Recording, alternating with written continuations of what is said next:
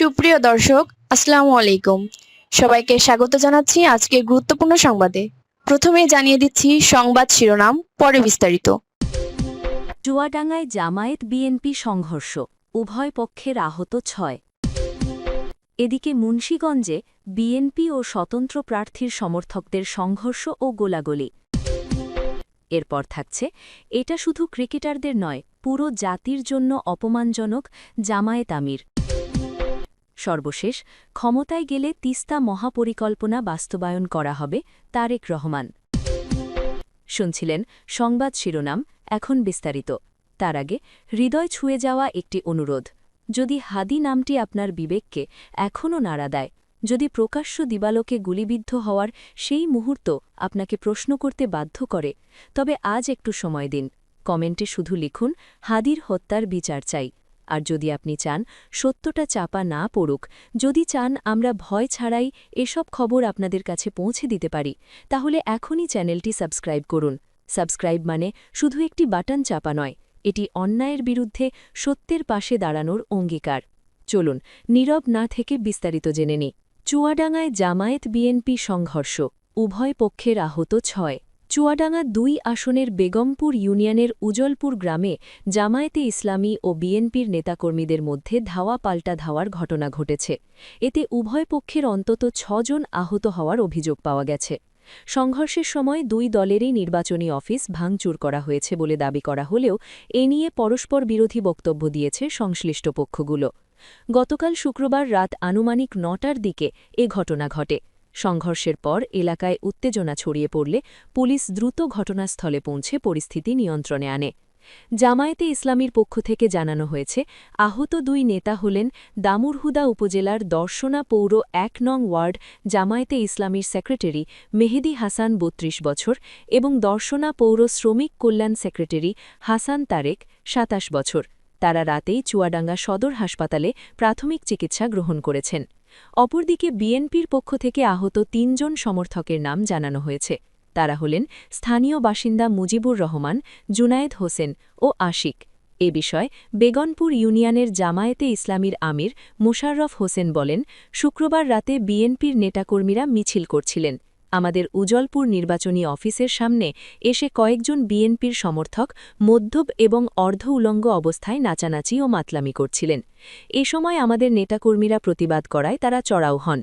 এরপরই আমি সহ আমাদের দায়িত্বশীলরা ঘটনাস্থলে পৌঁছলে তারা আমাদের উপরেও চড়াও হন এবং আমাদের দুজনকে বেধড়ক মারধর করেন। এছাড়া আমাদের উজলপুর জামায়াতে ইসলামী নির্বাচনী অফিসের চেয়ার ভাঙচুর করেন তারা। পরে আহত দুজনকে স্থানীয়ভাবে প্রাথমিক চিকিৎসা শেষে চুয়াডাঙ্গা সদর হাসপাতালে পাঠানো হয়। এছাড়া বিএনপির অফিস ভাঙচুরের অভিযোগ সত্য নয় বলে দাবি করেন তিনি। দর্শনা থানা বিএনপির দপ্তর সম্পাদক আসলাম হোসেন বলেন, রাতে আমার নেতৃত্বে একটি শান্তিপূর্ণ মিছিল বের হয়। স্বাভাবিকভাবে মিছিলে কয়েকজন সমর্থক স্লোগানের সঙ্গে নাচানাচি করছিলেন। এ সময় উজলপুর জামায়াতের নির্বাচনী অফিসে বসে থাকা কয়েকজন নেতাকর্মী আমাদের নেতাকর্মীদের মেথর বলে সম্বোধন করেন। এই কথার প্রতিবাদ করি আমরা। এই নিয়েই সামান্য উত্তেজনার সৃষ্টি হয়। এতে আমাদের ৩ জন সমর্থক আহত হয় এবং আমাদের উজলপুর নির্বাচনী অফিস ভাঙচুর করে তারা। জামায়াতের নির্বাচনী অফিস ভাঙচুর ও তাদের ২ জন আহতের বিষয়ে জানতে চাইলে তিনি বলেন, জামায়াতের নির্বাচনী অফিস ভাঙচুরের অভিযোগ মিথ্যা। আপনারা সরাসরি এসে দেখুন ভাঙচুরের ঘটনা ঘটেছে কিনা। এছাড়া তাদের কাউকে মারধর করা হয়নি বলে জানান তিনি।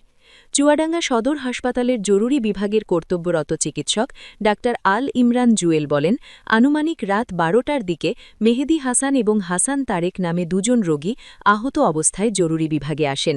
এদের মধ্যে একজনের মাথায় এবং অপরজনের বাম চোখের নিচে আঘাতপ্রাপ্ত হয়েছেন।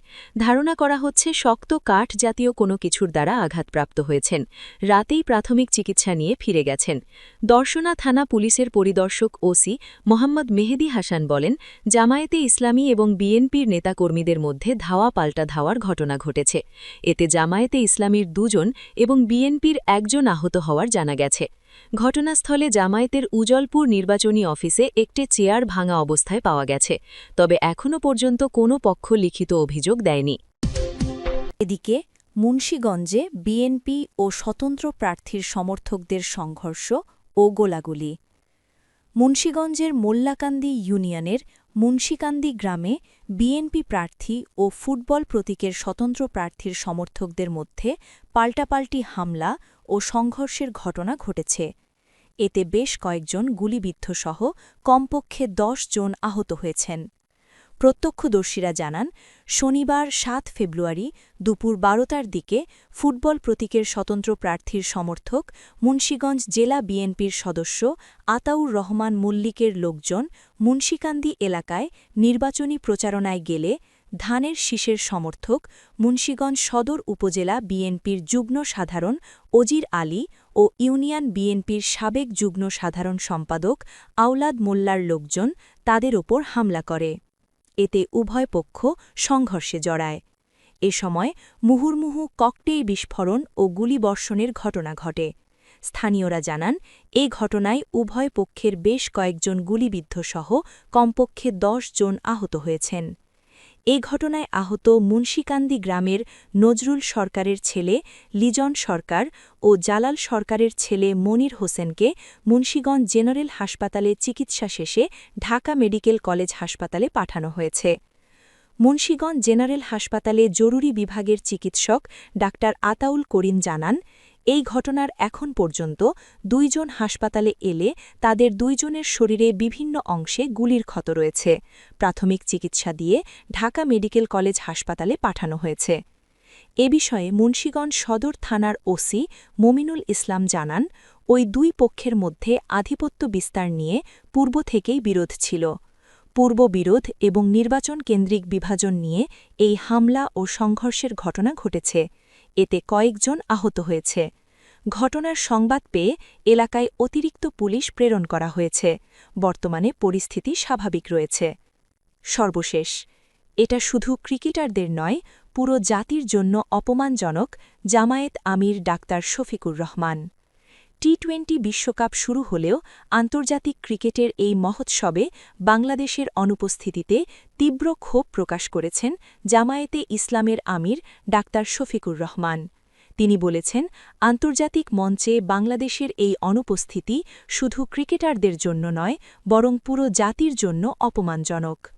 শনিবার ৭ ফেব্রুয়ারি নিজের ভেরিফাইড ফেসবুক পেজে দেওয়া এক পোস্টে জামায়াত আমির এসব কথা বলেন। ডাক্তার শফিকুর রহমান তার পোস্টে বলেন, আইসিসি টি-২০ বিশ্বকাপের মতো বড় আসর শুরু হওয়ার দিনে স্বাভাবিকভাবেই দেশের মানুষের চোখ থাকার কথা ছিল টিভি পর্দায়। টাইগারদের মাঠের লড়াই আর লাল সবুজের উল্লাস দেখা অপেক্ষায় থাকার কথা ছিল কোটি ক্রিকেট প্রেমীর। কিন্তু দুর্ভাগ্যজনকভাবে সেই অধিকার থেকে বাংলাদেশকে বঞ্চিত করা হয়েছে। জামায়াত আমিরের ভাষ্য, আন্তর্জাতিক এই মঞ্চে বাংলাদেশের অংশগ্রহণের কথা থাকলেও পরিকল্পিতভাবে দেশকে সেই সুযোগ থেকে দূরে রাখা হয়েছে। বিষয়টি খেলাধুলার মধ্যেই সীমাবদ্ধ নয়, এটি দেশের সম্মান ও মর্যাদার সঙ্গে সরাসরি সম্পৃক্ত। এর মাধ্যমে পুরো জাতিকেই অপমান করা হয়েছে বলে তিনি দাবি করেন। দেশের ক্রিকেটারদের প্রতি সংহতি জানিয়ে জামায়াত আমির লেখেন, প্রিয় ক্রিকেটার ভাইয়েরা, আমি তোমাদের সঙ্গে সমব্যথী।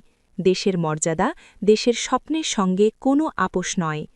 পোস্টে আন্তর্জাতিক রাজনীতির ইঙ্গিত দিয়ে তিনি বলেন, কোনো আধিপত্যবাদী শক্তির চাপের কাছে বাংলাদেশ কখনো মাথা নত করতে পারে না। খেলাধুলার মতো আন্তর্জাতিক অঙ্গনেও যদি বাংলাদেশকে ন্যায্য অধিকার থেকে বঞ্চিত করা হয়, তবে তা জাতির আত্মসম্মানে আঘাত হানে। তবে সামনের দিনগুলো নিয়ে আশাবাদ ব্যক্ত করে জামায়াত আমির বলেন, বাংলাদেশ আবারও আন্তর্জাতিক অঙ্গনে মর্যাদার আসনে ফিরে আসবে। তিনি দৃঢ় কণ্ঠে উল্লেখ করেন, বাংলাদেশ ফিরবে মাথা উঁচু করে, গর্ব নিয়ে, শক্তি নিয়ে, সম্মান নিয়ে, ইনশাআল্লাহ।